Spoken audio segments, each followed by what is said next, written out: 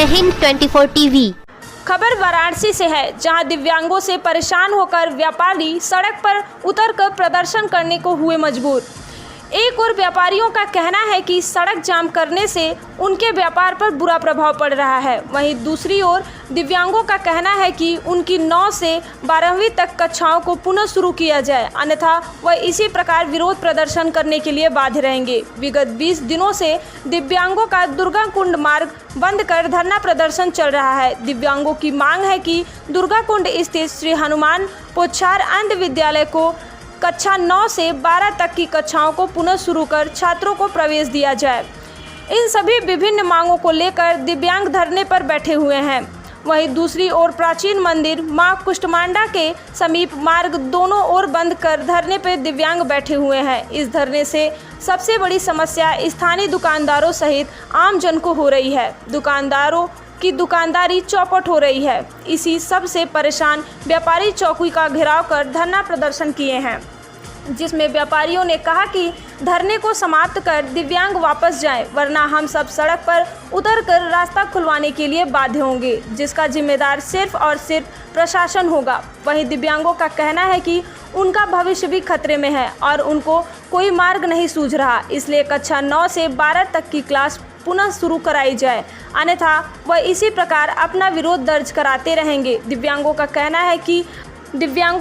है कि हम 20 दिनों से विरोध दर्ज करा रहे हैं, लेकिन हमारी कोई भी सुनवाई नहीं हो रही है। तो हाल फिलहाल में विगत 1-2 दिनों से हुए कुछ घटनाक्रमों को आपको बताने के लिए आमंत्रित की गई है और इसके माध्यम से 1-2 दिनों में क्या कुछ हुआ है उसके बारे में हमने आपको बताना उचित समझा, क्योंकि हमारी आंखें बंद हैं, प्रशासन ने आंखें फेर ली हैं, मीडिया ही और जनता ही हमारी आंख बन सकती है। आप सभी आए, सभी का स्वागत, बहुत धन्यवाद। हम श्री हनुमान प्रसाद पोद्दार अंध विद्यालय का आकार छोटा किए जाने तथा इसे बंद किए जाने के साजिश के विरोध में लगातार 1.5 वर्षों से पत्र लिख रहे थे और शांतिपूर्ण तरीके से हमने काशी में जन जागरूकता भी किया और सभी अधिकारियों को, सक्षम अधिकारियों को इस बात से मौखिक और लिखित दोनों माध्यमों से हमने अवगत कराया। उसके बाद रैदास गेट पर हम अनिश्चितकालीन धरने पर प्रतीक्षालय में बैठे थे। शांतिपूर्ण तरीके से हम मार्च करके अपने विद्यालय तक आते थे। एक दिन हम आए, हमारे साथी कुलदीप तिवारी जो कि हमें टॉयलेट लेकर के गए और वापस आए, तो चूंकि उन्होंने एक दृष्टिबाधित को टॉयलेट कराया, ये हम लोगों को हाथ पकड़ के ले आए और इसलिए इनको घसीट पीट करके ले गया हमारे बीच से खींच करके। इसके विरोध में हम अनिश्चितकालीन धरने पर बैठे, अपने विद्यालय के विरोध में, बंद किए जाने के, साजिश किए जाने में। 20 दिन का समय निकल गया,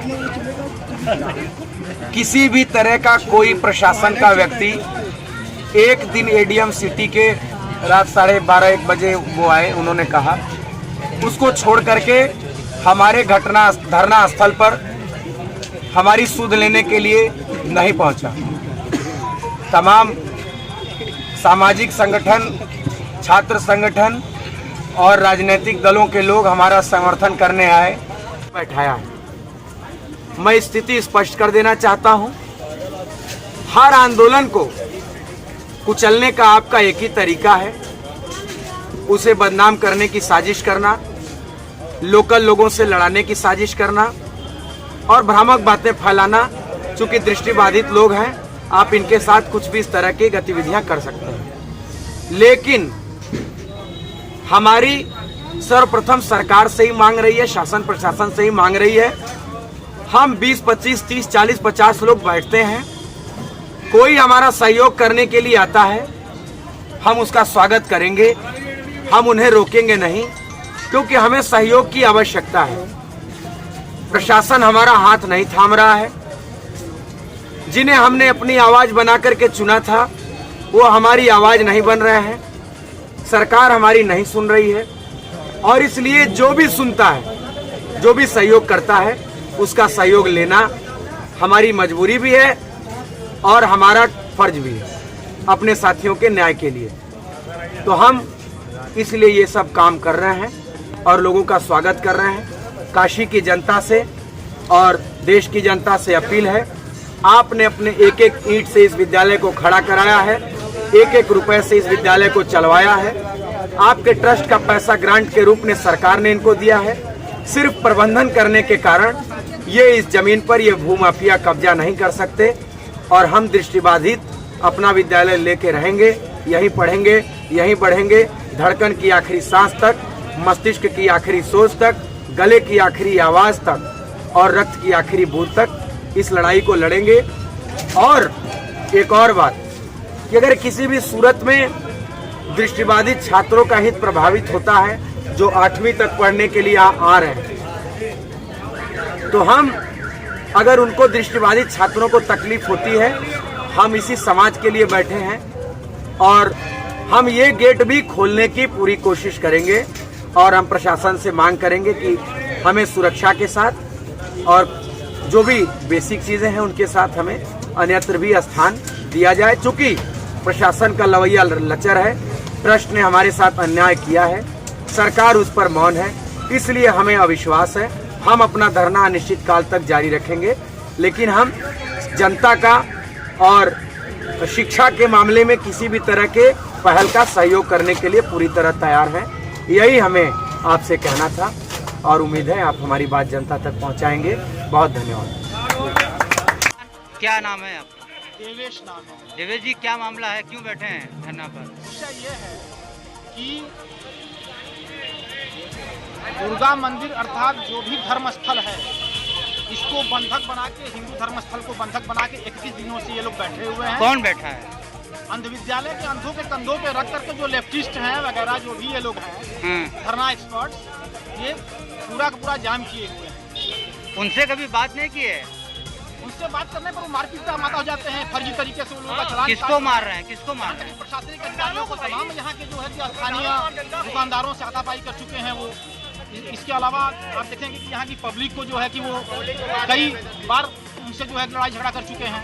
बगल में चंद कदमों पे चौकी है, कुछ नहीं किया गया, आप लोगों को सहयोग नहीं कर रही है क्या?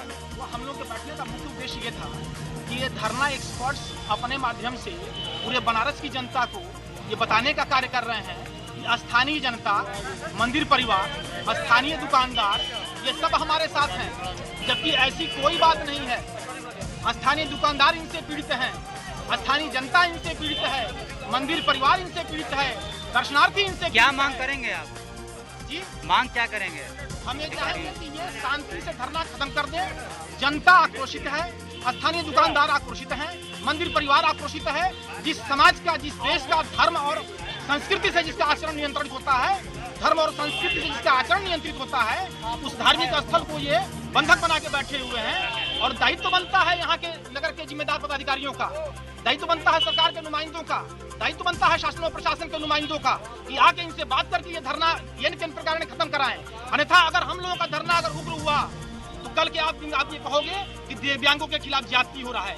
वास्तविकता यह है कि हम उन बच्चों के प्रति हम लोगों के मन में सहानुभूति है। हम लोग चाहते हैं कि उनके समस्याओं का समाधान हो, लेकिन समस्याओं के समाधान करने का उद्देश्य और स्थान उनका दूसरा होना चाहिए। उनके साथ कुछ चंद आंख वाले, जिनका दूर दूर तक वो मात्र इसी उद्देश्य से बैठे हैं ताकि दान पात्र में आने वाले पैसे को वो इस उद्देश्य से बैठे हैं ताकि उनको जो भी अनुदान वगैरह आ रहे हैं वो इस उद्देश्य से बैठे हैं ताकि उनके कंधों पे बंदूक रख करके और अपनी रोटी सेकी जाए। वो इस उद्देश्य से बैठे हैं कि शासन प्रशासन को, यहाँ तक कि मोदी जी को और योगी जी को, यशस्वी नेतृत्व को वो माँ बहन की गाली दे रहे हैं। वहां बैठ करके वो माँ बहन की गाली दे रहे हैं।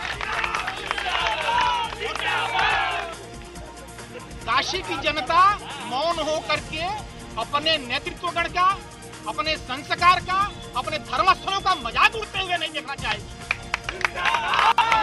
अगला कदम क्या रहेगा आपका? अगला कदम आज शाम को प्रशासन